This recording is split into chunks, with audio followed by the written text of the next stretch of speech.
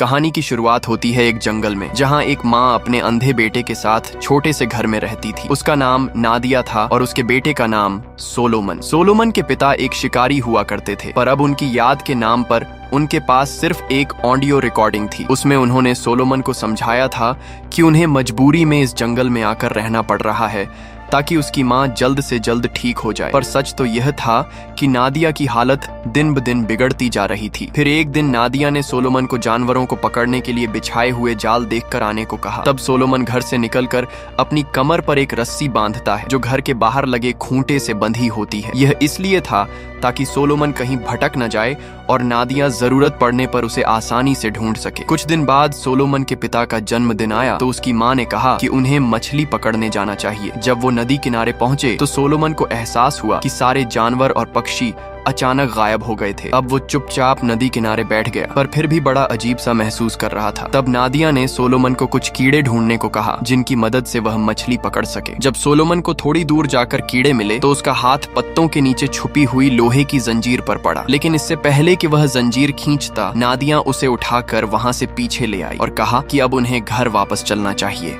घर लौटकर नादिया ने अपनी बकरी संभाली जो उन्हें दूध देती थी, पर इस सब के बीच वह सोलोमन से यह छुपा रही थी कि उसकी हालत बहुत खराब थी। खैर, शाम को उसने केक बनाया और सोलोमन ने खुशी खुशी मोमबत्तियां बुझाईं। रात के समय नादिया ने जंगल के राक्षस के बारे में सोलोमन को एक कहानी सुनाई और उससे वादा लिया कि वह कभी भी जंगल में दूर तक नहीं जाएगा। ना जाने क्यों ऐसा लग रहा था कि जैसे वह कुछ छुपा रही है। अपने बेटे से वादा लेकर वह कहीं चली गई और फिर कभी लौट कर नहीं आई। वो अपने पीछे एक ऑडियो रिकॉर्डिंग छोड़ गई थी जिसमें उसने सोलोमन को अलविदा कहा और उसे 3 चीजें हमेशा मानने को कहा। पहला रूल था कि जो भी उसे जंगल से मिलता है उसका थोड़ा हिस्सा उसे जंगल को वापस देना होगा। दूसरा रूल था कि जब भी वह अकेला महसूस करे तो वही गाना गुनगुनाए जो वह अपनी माँ के साथ गाया करता था। और आखिरी रूल यह था कि जब भी वह घर से निकले तो उसे किसी भी हालत में रस्सी नहीं उतारनी है। इस तरह कई साल बीत गए और अब सोलोमन 17 साल का हो गया था। अब वह अपने सारे काम खुद करने में माहिर हो चुका था, चाहे वह शिकार करना हो, मछली पकड़ना हो,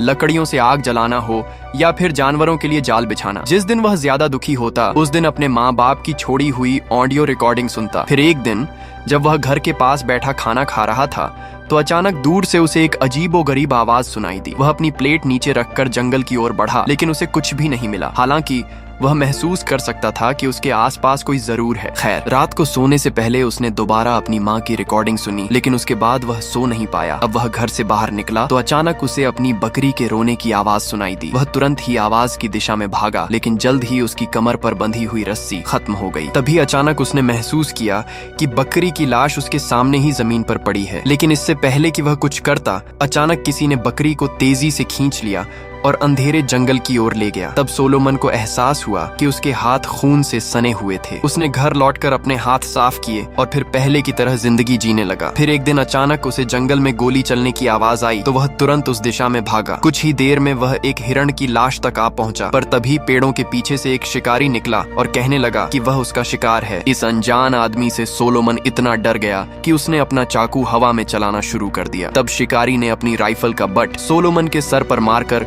उसे बेहोश कर दिया। कुछ देर बाद जब सोलोमन को होश आया तो वह अपने घर के पास था। शिकारी उसके सामने बैठा था और उसने सोलोमन पर हमला करने के लिए उससे माफी मांगी। फिर उसने चाकू पर लूकस नाम देखा तो उसे लगा कि लड़के का नाम लूकस है, लेकिन सोलोमन ने बताया कि यह उसके पिता का चाकू था। शिकारी ने फिर से माफी मांगी और कहा कि उसका मकसद सोलोमन को डराना नहीं था। जब उसने सोलोमन की कमर पर रस्सी देखी तो वह उसे वापस घर तक ले आया। फिर शिकारी ने बताया कि उसका नाम हैक है। हैक ने सोलोमन से पूछा कि वह अकेला क्यों रहता है और उसके माँ बाप कहाँ हैं, लेकिन सोलोमन ने उसे कोई जवाब नहीं दिया। अब रात होने वाली थी, इसीलिए हैक ने उसके घर में रात गुजारने की इजाजत मांगी और कहा कि बदले में वह उसे शिकार किए हुए हिरण की सब्जी बनाकर खिला सकता है। ये सुनकर सोलोमन तुरंत ही राजी हो गया। घर में घुसकर हैक ने चारों ओर देखा तो वह समझ गया कि सोलोमन वहीं तक गया था जहां तक रस्सी उसे ले जाती है। सोलोमन जंगल के बाहर की दुनिया के बारे में कुछ नहीं जानता था। फिर हैक लड़के के कमरे में गया तो उसने देखा कि वह कोने में छुपकर अपनी माँ की आखिरी रिकॉर्डिंग सुन रहा था। हैक ने देखा कि उसकी माँ खुद अपने हाथों से उसके लिए किताबें लिख कर गई थी। यह सब देखकर हैक को सोलोमन पर बहुत तरस आया और उसने उसे प्यार से खाना दिया। फिर उसने सोलोमन से कहा कि वह उसे यहाँ से बाहर निकालकर शहर ले जाना चाहता है ताकि वह एक अच्छी जिंदगी जी सके। लेकिन जब सोलोमन ने साफ इनकार कर दिया तो हैक समझ गया कि उसे अपने घर से बहुत ज्यादा लगाव है। खैर, फिर उसने उनके घर में लगी तस्वीरों को देखकर कहा कि सोलोमन काफी हद तक अपनी माँ जैसा दिखता है। खाना खाने के बाद वो दोनों सोने चले गए, लेकिन सोलोमन अब भी हैक के डर से चाकू हाथ में लिए बैठा था। कुछ देर बाद उसे एहसास हुआ कि हैक उसे नुकसान नहीं पहुंचाएगा, तो वह भी सो गया। लेकिन आधी रात को अचानक वो दोनों एक जोरदार आवाज के शोर से उठ गए। ये किसी अजीब से जानवर की दहाड़ने की आवाज थी। तब हैक एक टॉर्च और अपनी राइफल लेकर बाहर जांच करने गया। घर के चारों तरफ तो सन्नाटा था, इसीलिए वह घने जंगल की ओर निकल गया। जल्द ही उसे एक पेड़ के नीचे खून के निशान मिले, तो वह समझ गया कि यहाँ किसी जानवर की हत्या हुई है। उस पेड़ पर भी खून के काफी धब्बे थे। तभी हैक को एहसास हुआ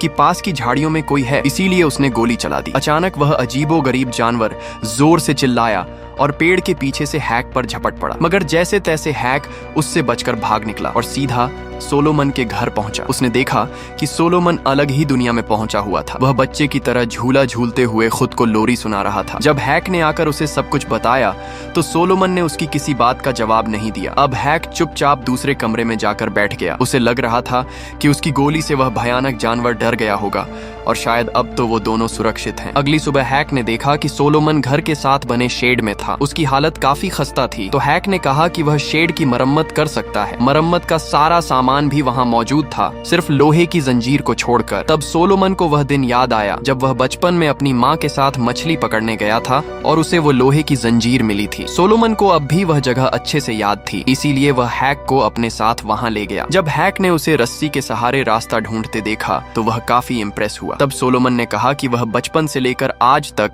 इस रस्सी के सहारे ही घूमता है। खैर, जल्द ही वो उस जगह पहुंच गए जहां पर वो जंजीर पड़ी थी। हैक ने जंजीर को खींचा तो उसने देखा कि यह किसी से बंधी हुई थी। वह जंजीर के पीछे गया तो एक छोटी सी गुफा के पास आ पहुंचा। उसके पास एक आरी भी मौजूद थी, जिसे देखकर हैक थोड़ा हैरान हुआ, मगर फिर उसने जंजीर काटी और उसे लेकर घर आ गया। जल्द ही वह शेड की मरम्मत में जुट गया। कुछ देर बाद सोलोमन ने उसके पास आकर हिरण के मांस का छोटा सा टुकड़ा मांगा। फिर हैक से मांस लेकर उसने वह टुकड़ा जंगल की ओर फेंक दिया। यह देखकर हैक को कुछ समझ नहीं आया, तो सोलोमन ने उसे बताया कि यह उसके माँ बाप का बनाया हुआ एक रूल है, जिसके मुताबिक जंगल से जो भी मिले उसमें से थोड़ा जंगल को वापस देना होगा। खैर, फिर हैक ने कहा कि जंगल में मौजूद उस वैशी जानवर को पकड़ने के लिए उन्हें जाल बिछाना होगा, ताकि सोलोमन आगे भी सुरक्षित रह सके। फिर हैक ने सोलोमन की रस्सी भी लंबी कर दी ताकि वह जंगल में और आगे तक जा सके। इसके बाद वो दोनों उसी दिशा में चलने लगे जहां हैक ने उस खूंखार जानवर को देखा था। जैसे ही वो उस जगह पर पहुंचे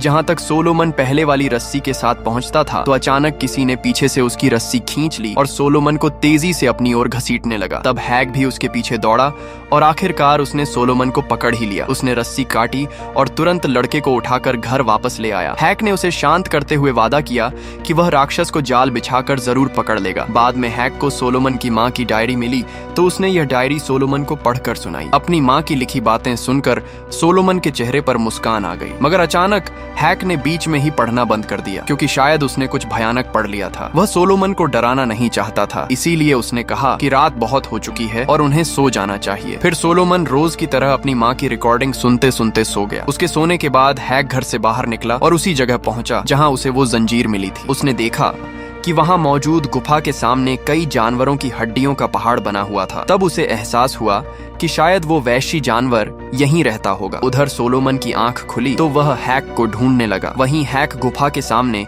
राइफल लेकर आगे बढ़ रहा था कि तभी उसे जमीन पर सोलोमन के घर में मिली डायरी जैसी नोटबुक दिखी। उधर सोलोमन घर में अपनी माँ की रिकॉर्डिंग सुन रहा था कि अचानक उसे जंगल में गोली चलने की आवाज आई। उसने तुरंत अपनी रस्सी बांधी और हैक को ढूंढने निकल पड़ा। अचानक उसका पैर हैक के बैग से टकराया, लेकिन इसी के साथ उसकी रस्सी भी खत्म हो गई। तब जिंदगी में पहली बार उसने रस्सी खोली और अकेला हैक को ढूंढने निकल पड़ा। वह रेंगते हुए हैक की लाश तक पहुंचा और उसकी मौत पर फूट फूट कर रोने लगा। तभी उसे एहसास हुआ कि उसके सामने कोई खड़ा है। ये खूंखार जानवर कोई और नहीं बल्कि सोलोमन की माँ ही थी। वह अजीबोगरीब आवाजें निकाल कर सोलोमन पर झपटी, लेकिन उसकी जंजीर ने उसे रोक लिया। तब सोलोमन खुद को शांत करने के लिए वही बचपन वाला गाना गुनगुनाने लगा। नादिया अचानक से होश में आ गई और उसके साथ गाने लगी। सोलोमन ने उसे पहचान लिया और धीरे धीरे उसकी ओर बढ़ा। अचानक नादिया फिर से उस पर झपटी, पर इस बार सोलोमन ने उसकी पीठ में चाकू घोंपकर उसे मार डाला। आखिरकार सोलोमन घबराकर एक पेड़ के नीचे बैठ गया। तभी अचानक उसने आसमान की ओर देखा और उसकी आंखें भी बिल्कुल अपनी माँ की तरह हो गईं। इसका मतलब यह था कि उसकी माँ की बीमारी